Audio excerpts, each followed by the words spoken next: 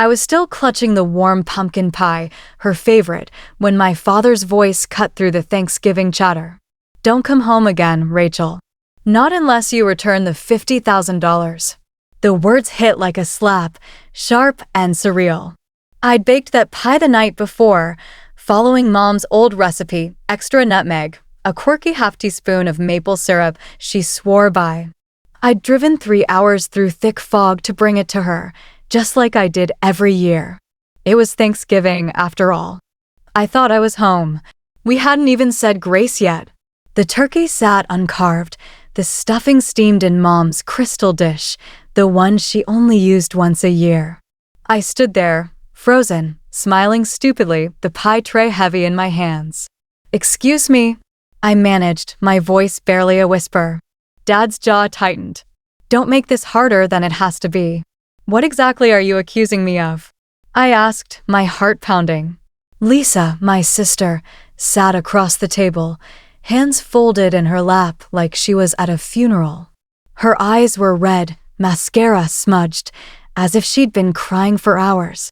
But her voice was steady. "Mom's account, $50,000. Gone last month, right after you helped her set up online banking." My mouth opened, but no sound came out. It was true. I'd helped Mom go paperless.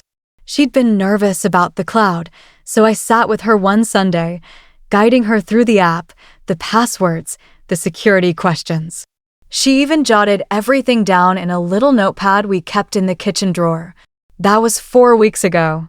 And now they were saying that was the moment I stole from her? "Are you serious?" I whispered, my eyes darting to Mom. "You think I took your money?" David, my brother, finally spoke, his voice stiff, like it hurt to say the words. "We didn't want to believe it, Rachel. But the bank confirmed the withdrawals were done online. No one else had access. Just you." I looked at Mom again. She didn't flinch, didn't nod, just pressed her napkin to her mouth like she might be sick. The pie felt heavier, the room smaller. I set it down gently on the counter, the tin clicking faintly against the granite. I grabbed my coat from the chair. "You have until the end of the week," Dad said quietly behind me. "Then we go to the lawyer." I didn't cry in the car. I didn't scream or pound the steering wheel like in the movies. I just drove, coat half-buttoned, the pie left untouched on the counter. The streets were quiet, glowing with porch lights and paper turkeys taped to windows. It was Thanksgiving night, and the town smelled of gravy, cinnamon, and peace. But not for me. I checked into a roadside inn I'd always passed, but never stopped at. The clerk didn't ask why I needed a room on a holiday, a small mercy. The room smelled of old carpet and microwave popcorn. I kicked off my boots, sat on the edge of the bed, hands shaking. I was 34, a senior forensic accountant trusted with millions in corporate audits. And my own family thought I'd stolen from them. The worst part? I wasn't entirely surprised. There had been signs, Lisa's eye rolls when Mom bragged about my promotions, Dad's offhand comment about me needing to settle down, as if my career wasn't real life. Last Christmas, when I offered to pay for a new roof, David muttered something about me buying loyalty. I thought they were joking. I thought we were still family. Lying back on the motel comforter, I stared at the ceiling, replaying that Sunday with Mom. Every tap, every login, every password reset. Had I missed something?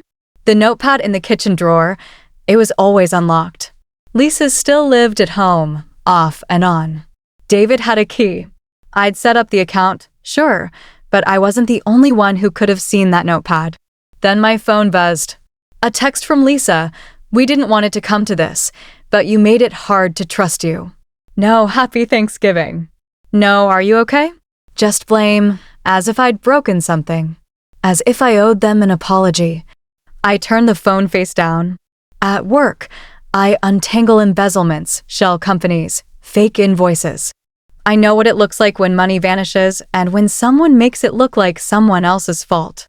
Right now, I was their fall girl. The next morning, I woke early, no alarm, just instinct. Years of chasing corporate fraud taught me one thing. Money doesn't disappear, it gets redirected. The trick is knowing where to look and who benefits. Over bitter lobby coffee, I opened my laptop.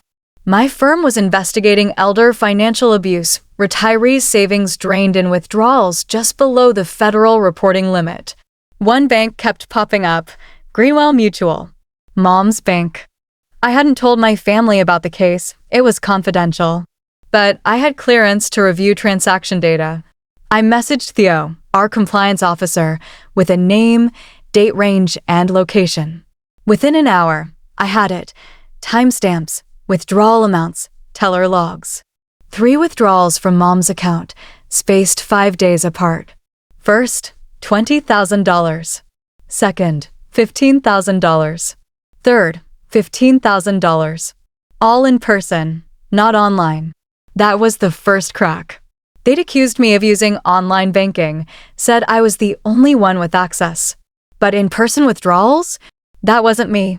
I clicked the security footage link. Low resolution, but clear enough. October 10th, Greenwell Mutual, 2:13 p.m. A young woman approached the counter, blonde ponytail, gray hoodie, large sunglasses. At first, I thought it was a proxy, someone hired to impersonate Mom. Then she pulled down her mask to speak to the teller. Lisa. I'd babysat that face, watched it blow out birthday candles, cry over failed boyfriends. She was fidgeting, tapping her fingers, handing over Mom's ID, signing with handwriting that hadn't changed since high school. The second video, October 15th, showed David. No disguise, just calm confidence, joking with the teller as he signed off like he owned the account. The third video? Lisa again, same hoodie, different sunglasses. The arrogance made my skin crawl. But how had they gotten Mom's ID and account info? Then it hit me. 2 weeks before I helped Mom set up the app, she'd had outpatient tests at the hospital. Nothing serious, just scans. Lisa had stayed overnight with her. Mom's purse, checkbook, bank statements, driver's license was with Lisa the whole time. That's where it started. I checked the account setup metadata. The first login after I left town came from a tablet on the home Wi-Fi, the same IP Lisa used for Netflix. The one-time password went to an alternate email I hadn't registered, linked to David's phone number. They weren't just sloppy, they were arrogant, thinking no one would question it. Not if the successful daughter was the obvious culprit. This wasn't a misunderstanding. It was fraud, and they'd used my love for Mom as a smokescreen. I called Theo, asked for teller signature printouts for comparison, then pulled out a slim black folder, the kind I used for courtroom presentations. If they wanted a villain, I'd show them what it looked like when the villain kept receipts. Monday afternoon, I drove back. The sunlight had that golden slant, the kind that used to make the house feel like home. Not today. The driveway was full, David's SUV, Lisa's compact, Mom's sedan. No guests, just family. I parked at the curb, hands resting on the leather folder in my lap, holding every timestamp, every lie they thought I wouldn't notice. I let myself in. The house smelled of chicken broth and rosemary. The kitchen lights glowed, and I heard the murmur of conversation, the clatter of silverware, a laugh that wasn't mine anymore. Lisa was perched on the counter, coffee mug in hand, legs swinging like she was 13. David leaned against the fridge, arms crossed. Mom stood by the sink, drying dishes with slow, practiced movements. Dad stirred something on the stove. They froze when I entered. I walked to the island, placed the folder on the smooth wooden surface where we used to roll out cookie dough, and opened it. "You believed I stole from Mom," I said quietly. "Let me show you what really happened." The air shifted, like before a storm. I pulled out the first photo, Lisa in sunglasses, signing a form at Greenwell Mutual. October 10th, $20,000. Not online. Not me. No one moved. The second photo showed David, smiling in a navy sweater, handing over a check. October 15th, $15,000. My voice trembled, not with anger, but restraint. These weren't strangers. These were the people I'd grown up with. I laid down the teller slips. Same branch, same signatures. I matched them to your handwriting, Lisa, from that note on the fridge last week. Lisa's fingers gripped her mug. She opened her mouth, then closed it. You went through our stuff, she said, her voice thin. I tilted my head. You went through Mom's. Mom reached for the documents, her hands unsteady. The bank said it was done online, she whispered, almost pleading.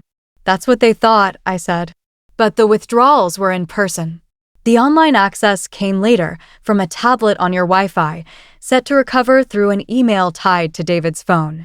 Silence settled like falling snow. Dad stopped stirring. Lisa looked away. David stared at the floor like he'd find a different truth there. You let me think my daughter stole from me, Mom whispered, not looking at anyone.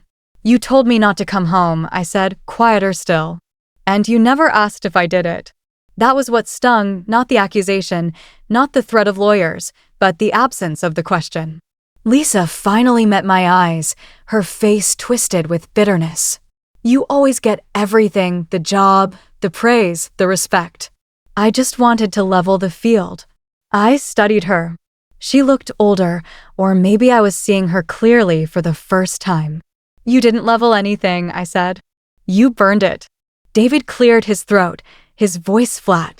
She'll be fine, Mom. Rachel makes more than all of us combined.